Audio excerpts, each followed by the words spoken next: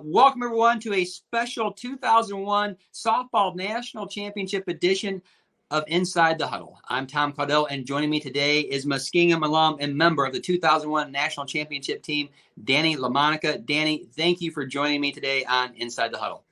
Of course. Good to be here. Good to talk to you. Yeah, Dani, it's hard to believe. We were chatting just a few seconds ago.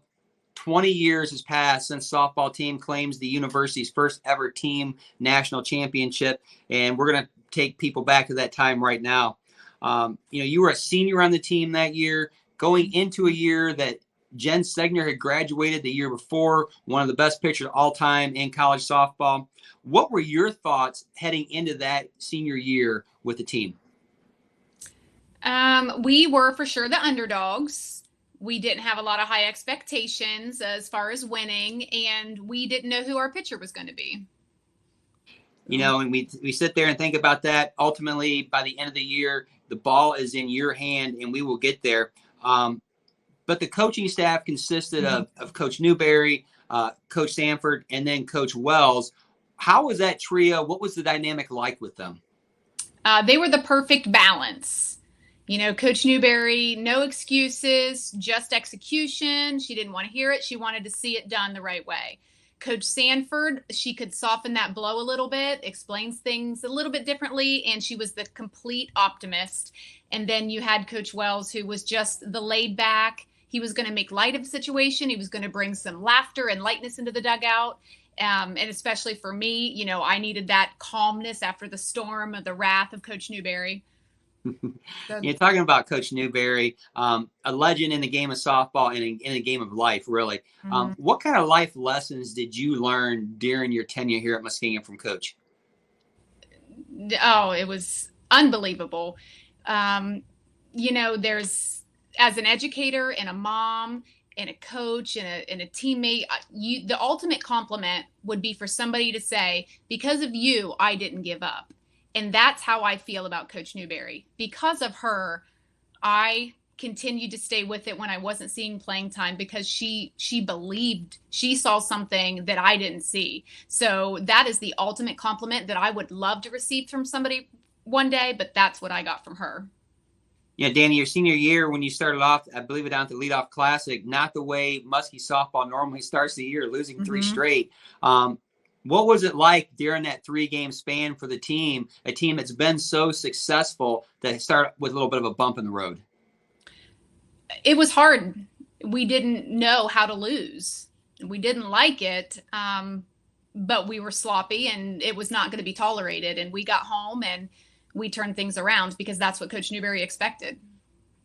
You got things turned around. And at what point in the year did you or the team start thinking like, hey, wait a minute, we could do something pretty special this year. We've got a team here that can really make some noise.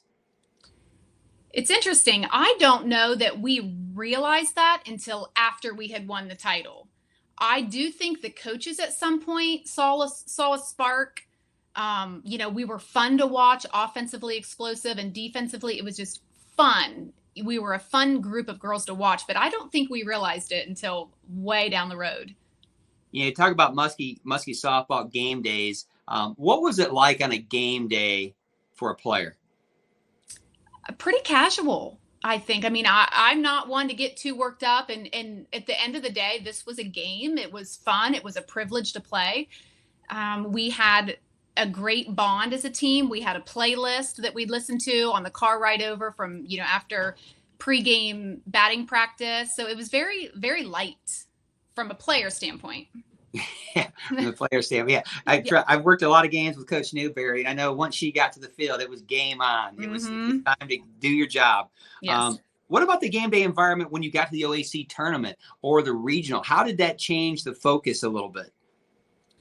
We had to be focused. We knew that we had to have all cylinders clicking if we were gonna do this. I wasn't striking many people out, so we relied on defense, and then we relied on our offense to get some runs on the board. So we really had to focus. You go through, you win the OAC tournament. You have to travel over to Denison for the regional. First game against Denison, it was really a big time thorn in the side for Muskie, Alma, who had kind of knocked us off a couple of years in a row. What was it like getting ready for Alma, knowing what was at stake? It was nerve-wracking. It was, I was struggling, and I remember Coach pulling me aside and just said, "Can you do this?" And I just stared at her, and she said, "Yes, you can do this. I believe in you." And I went back out there, and we got it done. I tell you, you saying that there, I can so picture Coach Newberry looking at you saying, "Can you do this?" I mean, Yeah. yeah. So you win the regional, and I know that one of the big things always at regional that the coach used to love was what she would call like the golden ticket. You get the invitation to go to the World Series. What was it like when you got to Eau Claire, saw the field, and knowing that you were now only one of 8 teams left in Division III playing? We were in awe of the situation, the facilities, our host. Just being there was amazing. You felt very honored. You felt very proud to be representing Muskingum at that level of competition. And you go out, you win your first game against William Patterson, which is a good relief, and that sets it up for game 2. And game 2 is got to be an emotional toll for the Muskies. One, you're getting ready to face a team that had beaten you by a run rule earlier in the year, but then even more so, John Wells and John Wells going down during the pregame ceremonies and the pitching practices. Talk about how that impacted the team. How was the team able to focus to play that game and ultimately play more games? We were there.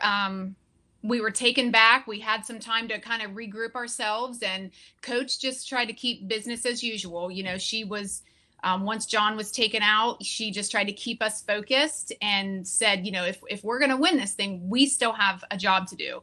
There's a time to mourn, and there's a time to focus, and right now is the time to focus if we want to see this thing through. So we came together. I think we had good leadership as seniors to keep everybody together. And how about for you specifically? I mean, Coach Wells, the pitching coach. Obviously, you'd worked a great detail with him. How difficult was it for you as the pitcher? It was hard. I kept looking to the dugout, looking for that signal, that sign to say, you need to slow down, because he would often tell me that. In our championship game, my glove broke, the strings broke on my glove. And I think that's his way of telling me, Keiffer, slow down. But I kept looking for that reassurance, and it wasn't there. So it was difficult for sure. The Muskies, you find a way, you come together as a team. You got great leadership, as you said. You beat St. Mary's. Now you're moving on to another power in Division III Central, a team that's always towards the top as well. You beat them in the first game. Now you're setting up for the championship game. How did that feel for you, knowing now one game away, one more win away from a national championship? It was surreal. And then you think, do I have it?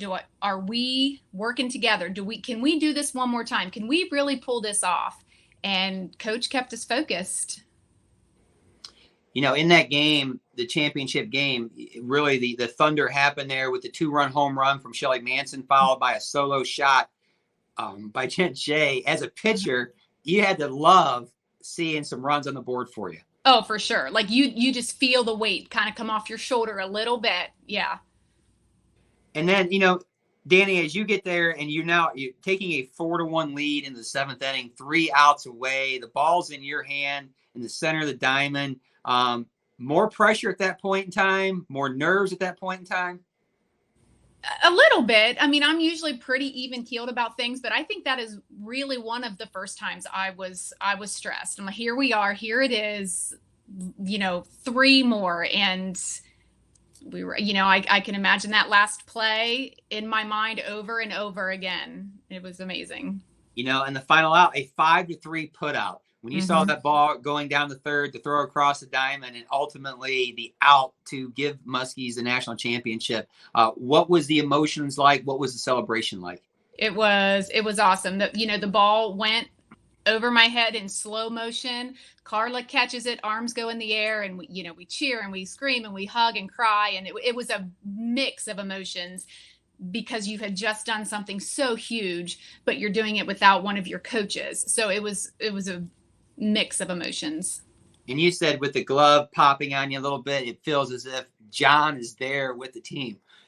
You know, one of the most memorable pictures that comes out of the World Series is the picture of you and Carla and Julie holding the national championship trophy.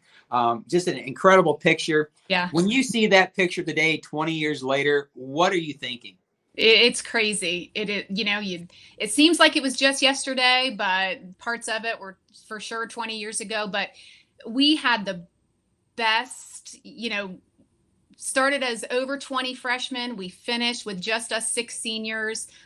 We were close knit. We were tight. It just makes me smile to know that I was surrounded by some amazing athletes and some wonderful people.